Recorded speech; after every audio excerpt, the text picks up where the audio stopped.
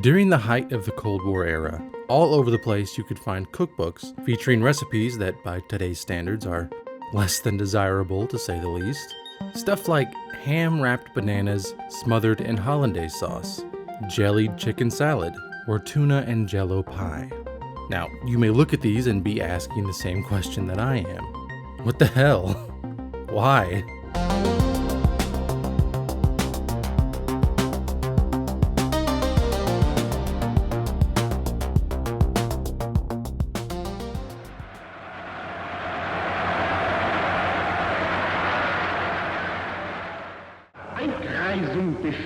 Any assessment of Cold War cuisine and cooking trends needs to keep in mind the post-Second World War environment. The Cold War was a period of geopolitical rivalry between the United States, with its capitalist bloc, and the Soviet Union, with its communist bloc. It lasted from the end of World War II in 1945 until the collapse of the Soviet Union in 1991. After World War II, governments couldn't wave a magical wand to quickly return society to peacetime conditions. Entire economies had been completely repurposed to support the war effort. Vast swaths of agricultural land had been devastated by over half a decade of fighting. For instance, Ukraine has always been a breadbasket of Europe, producing enormous quantities of grain and other cereals. It was a wasteland by the time the Soviets fully drove the Germans out in 1944.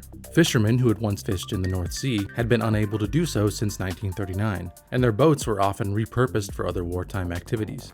The food shortages were so severe that a post-war famine in the Soviet Union killed an estimated 2 million people, and rationing of various goods remained in place in the United Kingdom and other European countries until 1954. This is all important to grasp in order to understand that people who began producing cookbooks in the 1950s were starting from a pretty low bar. Food had been about survival for over a decade by then, not enjoyment.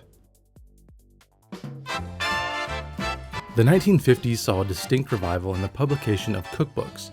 Rationing was coming to an end, prosperity was returning, and people had greater access to a wider array of ingredients. Soon, a whole slew of cookbooks started to be published to take advantage of a boom in interest in recipe books. In the US especially, this was driven by the success of Betty Crocker's Picture Cookbook, which appeared in 1950, and went on to become an iconic American cookbook that has been constantly updated and republished. Betty Crocker is not a real person. This was just meant to be a folksy name for the ideal American housewife in the 1950s. The first thing that might strike you about Betty Crocker's cookbook, or other recipe books that followed in the 50s and 60s, is just how basic a lot of the recipes seemed to be. It wasn't uncommon to come across a recipe for preparing things as simple as French fries. Freedom fries! You can still find recipes for these in modern cookbooks too, but if you see a recipe for fries in the La Rue Gastronomique, that's pretty good, right?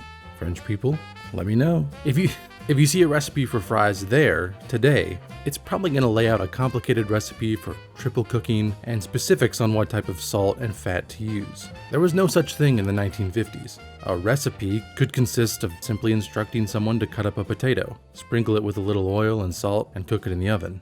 Salad recipes involved instructions for just how to mix the salad together in a bowl. Not exactly highbrow stuff. On top of this, there was a general tendency to portray certain recipes and types of cuisine that we take for granted today as being quite exotic. Pasta, for instance, was not a staple food eaten all around the world. It was being portrayed as a flashy dish that you could serve at a dinner party, even if it just involved a bit of pasta and some tomato sauce. Some of the more unusual recipes consisted of the kind of ingredients being used for American dishes. Spam, which is a canned meat, was devised as a way of feeding the troops during the war, while preserving meat for months or even years, and it was bizarrely incorporated into post-war civilian dietary habits. So we find recipes advising people to serve spam and pineapples or spam fritters to their families in the 1950s. This type of thing kind of goes for all canned food that could have been well preserved. This definitely represented a legacy of the war, but it also pointed towards fears of nuclear war. As the Cold War trudged on over the years, the Americans thought at any moment the Soviets could launch a nuke their way, and the Soviets thought that any moment the Americans could launch a nuke their way. So people were keeping large stores of canned goods in their homes that would last for years in case of a nuclear attack. A related development was the tendency to incorporate tomato sauce into everything. Pick up a 1950s cookbook and you will hardly see a recipe involving a fresh tomato where a hefty dollop of tomato sauce could be used instead. This included the aforementioned pasta dishes. Most people probably wouldn't do this today if a fresh tomato is available. But these wartime, highly preserved staples had a lasting impact on cuisine well into the 1950s. In your Frigidaire cold pantry, there's a place for all your foods. Fresh and frozen, canned, bottled, and wrapped, new bought and leftover. They're all right there, and they're all at your fingertips. Market forces and technological changes were also driving this Cold War cooking. Take, for example, the abundant use of gelatin and aspic in these recipes. Gelatin and aspic as setting agents had been around for a long time, but they require refrigeration to be able to really cool down and firm up. In the post-war era, refrigerators became a hallmark of the middle-class home. Furthermore, plastic molds and containers produced by the Tupperware company were being marketed as a new must-have for any kitchen of the American housewife. As all of these market developments came together, people realized that they could create novel-looking dishes that used huge amounts of gelatin and aspic, and placing things like seafood inside them. The idea here was that visually arresting shapes trumped the actual taste of the dish. But in reality, when we look back at these now, they look just as bad as they presumably tasted. They could include anything from jellied chicken salad to a macaroni mold. Basically just whatever dish you want in a giant, enormous blob of gelatin or aspic. But it wasn't just gelatin and aspic that led to recipes like this.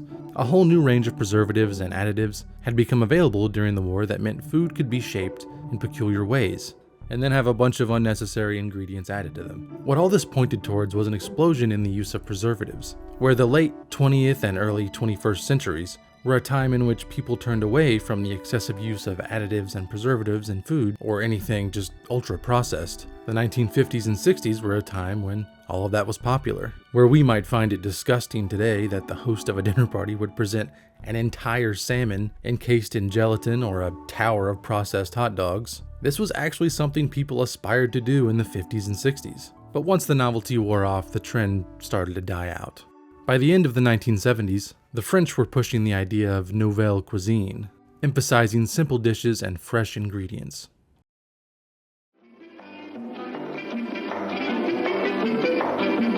I'm Chiquita Banana, and I've come to say bananas have to ripen in a certain way, and when they're flecked with brown and have a golden hue, bananas taste the best and are the best for you. You can put them in a salad. No, not yet, my dear. That greenish way you're looking means that you are ripe for cooking. Whoa, not cool, gang. But I'll never forget these tasty flavors. Politics was also a factor in shaping Cold War cookbooks. American imperialism, for instance, was at its height in Central America in the 1950s. Going all the way back to the late 19th century, companies like the United Fruit Company had been major players in the politics of countries like Honduras, Guatemala, and Nicaragua. The economies of these countries were reliant almost entirely on producing a number of staple foodstuffs like coffee, pineapple, and above all, bananas. Over time, the influence of these American fruit companies became so great that these countries became known as banana republics. It was an accurate description. Both John Foster and Allen Dulles, respectively the U.S. Secretary of State and the head of the CIA in the 1950s, were major shareholders in the United Fruit Company. Allen orchestrated the Guatemalan coup of 1954, after a left-wing government looked to end United Fruit's decades-long hold over the country. Isn't that literally crazy? Good thing stuff like that doesn't happen anymore, right guys? Right? This excessive involvement of business and political interests in the fruit sector of Latin America in the Cold War meant that cookbooks had a profusion of recipes featuring stuff like bananas and pineapples. There were also nationalist elements to cooking and cookbooks. The tendency to want to make a tower of processed hot dogs becomes a little more understandable if we see this as an expression of American nationalist sentiment during the Cold War. Apple pie as an American staple was also ubiquitous during the Cold War, as an expression of Americana. If foreign dishes that had any tie to the Soviet Union and the countries it controlled were included in these recipe books, they inevitably had their traditional names changed. Borscht, the iconic beet soup of Ukraine and other parts of Eastern Europe, simply became known as beet soup. Russian salad became potato salad. The list went on. The most successful cookbook in the history of the Soviet Union was the Book of Tasty and Healthy Cooking. It actually had quite a few parallels with cookbooks being produced in the Western world, notably all the recipes with excessive amounts of gelatin and aspic. But there were distinct differences. Chicken Kiev was a staple, as was borscht, while caviar and other things were presented as examples of the abundance created by the Soviet system. Social norms and gender norms were also at work in the cookbooks. The post-war era in the United States was a period in which a particular lifestyle that was highly gendered was being sold to Americans as the aspirational life for the growing middle class. By this time, more women were already working instead of staying home, but this was before the mass entry of women into the workplace in the 70s and 80s. So the roles were conventional insofar as many women aspired to be the ideal suburban housewife, while the men would go to work and be the providers. So, unsurprisingly, these cookbooks often had the housewife as their target audience, and were presented as a guide for how to run the house, as much as how to cook particular dishes. But there were also other cookbooks that were aimed at men, like Betty Crocker's Outdoor Cookbook, which focused on barbecues and outdoor grills.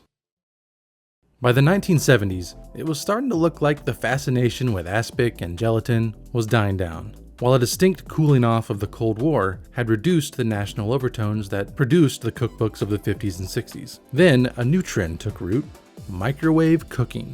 The first commercial microwave oven had been developed in 1947. It took years before a more viable version with a turntable for cooking was introduced, and then they were still really expensive to produce in the 50s and 60s. It was only in the 1970s that the microwaves really went mainstream and started showing up in many homes in the US and elsewhere as the price fell.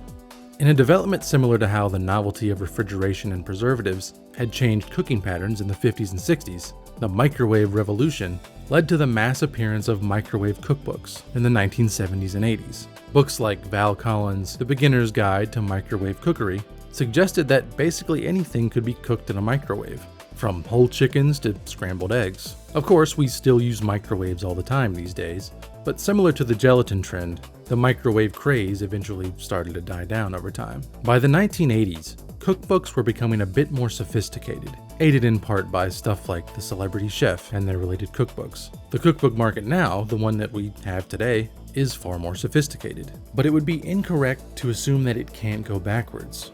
Cold War era cookbooks were shaped by politics, markets, social conditions. The same thing will happen in the 21st century, as free trade has kind of begun to break down and barriers between nations are being reestablished. Not to mention climatic and environmental changes look set to fundamentally alter how people eat in decades to come. For instance, two key staples of how we've eaten for hundreds of years, chocolate and olive oil, have seen a huge surge in price in recent years, as growing olives and cocoa has become more difficult in warming countries. That trend is not going to be reversed. What new recipes will emerge as people look for cheaper alternatives? Nobody can be sure. So, it's possible that our current cookbooks may look just as strange to future people as those from the Cold War era do to us.